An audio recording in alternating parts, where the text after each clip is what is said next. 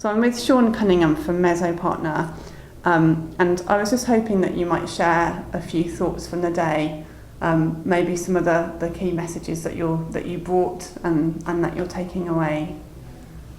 For me, two key messages of this morning session in the plenary was around the use of the word systemic.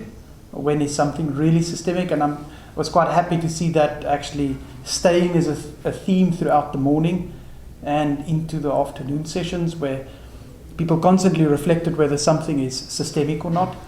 So that was the one thing. And maybe just a point out of this morning's discussion was, again, that not everything is complex. Some things are simply complicated.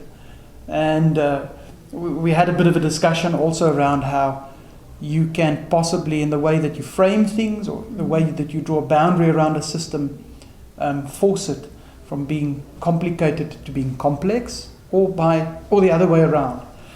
So this morning session was very interesting with the different speakers.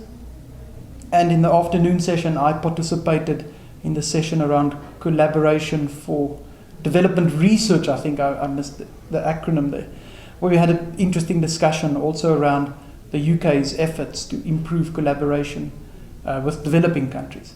And for me, one of the key messages there was that the doers are not always the same people as the thinkers, and that we need these connectors, the people that bring these groups together.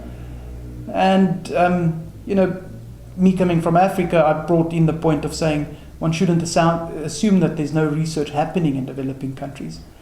And possibly there's some very simple things that we can do to enhance cooperation with developing countries. Great, thank you, Shaun. I was really interested in what you said at the beginning about whether something is really systemic or not.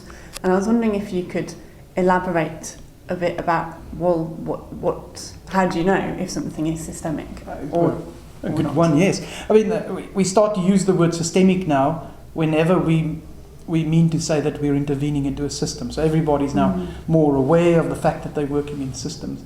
And I would just argue that a systemic intervention is a leveraged intervention. It's where you make a small input or a very limited input, and you change the behavior of the system or the way it functions.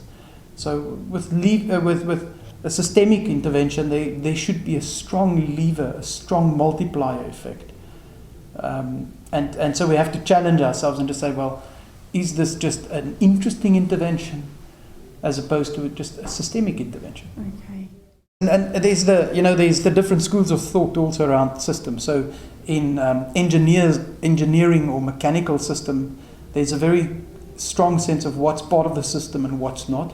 An example being the brake system on your car. There's things that's part of that system, but like the back seats in your car is definitely not part of that system. When we go into human systems and systems with lots of different people in it, what is in and what is out of the system becomes very, very vague.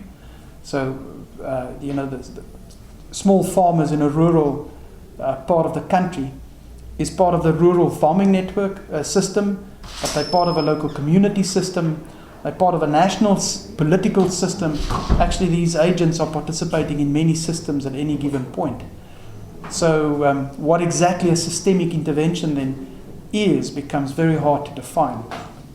When these actors move in and out of these different systems, or they're actually participating in many systems at the same time. Great, thank you for unpacking that a bit for us.